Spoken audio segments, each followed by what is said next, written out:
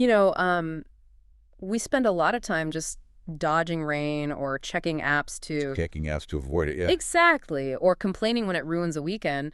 But if you actually stop to look at the mechanics of it, a rainstorm is kind of a physics miracle. I mean, we're talking about millions of tons of water floating over our It heads. really is. It's an engineering marvel. We Yeah. treat the water cycle as this elementary school diagram with But the little blue arrows going up and down the down. arrows, but it's actually a massive global heat engine. Uh, It's the atmosphere doing heavy lifting quite literally against gravity. And that is exactly what we're doing a deep dive into today for you listening. Not just the what of rain, but the how. Because the sheer amount of energy required to get the ocean into the sky is just staggering. It really is. And it starts with the sun, but don't just think of the sun as warming things up. You have to think of it as a battery charger. It's blasting the surface of the earth. So oceans, lakes, even the damp soil in your garden with thermal energy. Right, so it's exciting the molecules. We aren't just making the water hot, we're actually breaking the molecular bonds that hold that liquid together. That's the phase change. The liquid becomes a gas. Water vapor. Exactly. And that vapor is the invisible worker in this whole system. This is where the thermodynamics get really interesting. Why does it go up? Because gravity pulls everything else down, right? Precisely. It's purely a density game. Mm. Convection.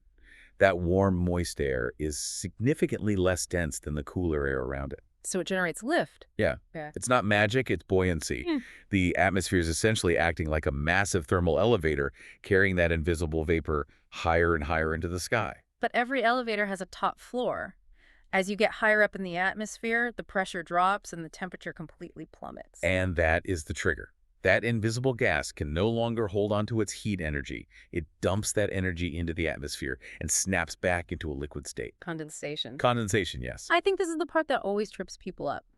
When we look at a cloud, we aren't seeing gas. We're actually seeing liquid. Yes. A cloud is just a massive reservoir of microscopic water droplets suspended in the air. They're visible because they've stopped being individual gas molecules and have clustered together. But they're still floating, so clearly they aren't heavy enough to fall yet. Not even close. Yeah. To get rain, you need violence. You need chaos inside that cloud. This is the concept of coalescence, right? Like a demolition derby up there. That's a great way to put it. Turbulence inside the cloud smashes these tiny droplets into each other. They merge, they get bigger, and they get heavier. And eventually a droplet becomes too heavy for the updrafts to support it. Right. Gravity finally wins the tug-of-war, and it falls. And that mechanism explains the difference between a misty drizzle and a summer downpour. It's just a matter of time. Correct. If the updrafts are strong and the cloud is really tall, those droplets stay suspended for a long time, just smashing into each other over and over again. So they grow into massive drops that fall fast and splash hard, Exactly. whereas a mist is just a younger rain. In a sense, yeah. The drops haven't had time to coalesce into anything substantial. They're just heavy enough to drift down, but light enough to feel soft. So if we zoom out for a second, this whole thing is just a closed loop. The sun injects energy to lift the water, the atmosphere extracts that energy to form clouds, and gravity pulls it back down to start over. It's a perpetual motion machine fueled by a star.